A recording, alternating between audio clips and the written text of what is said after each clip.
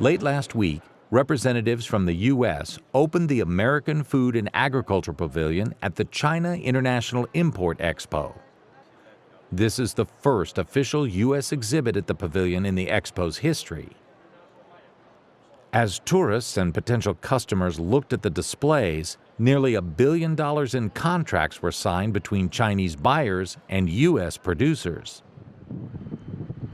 U.S. trade policy continues to focus on increasing trade with China. This week, U.S. President Joe Biden and Chinese President Xi Jinping got together in California for their first face-to-face meeting in nearly a year. No misconceptions or miscommunication.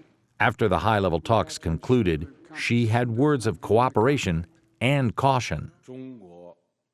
China never bets against the U.S., never interferes in its internal affairs.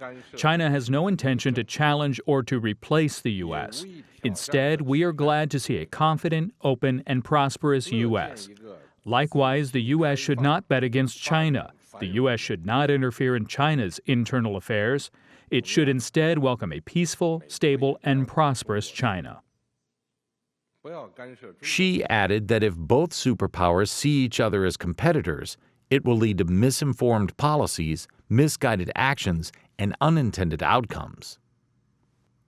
During the 4 hours the two were together, they discussed combating illegal fentanyl and reestablishing military communications. Xi also met with U.S. business leaders who were hoping to get some clarification on what kind of trade might be possible as China expands its security rules. A group of Senate Republicans expressed concern ahead of the meeting, stating in part that there is no such thing as healthy economic competition with China, and that the United States should not throw any sort of economic lifeline to Xi after what they feel is the mess he made of the Chinese economy. Biden stressed the importance for peace and stability in the Taiwan Straits and objected to Beijing's non-market economic practices. While there was little talk of agricultural trade, the two men resolved to continue working.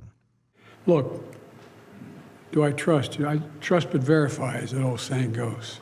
That's where I am. And,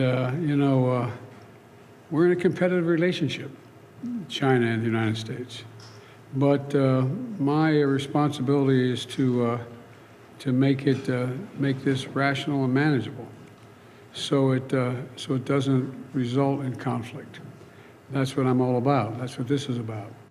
For Market to Market, I'm David Miller.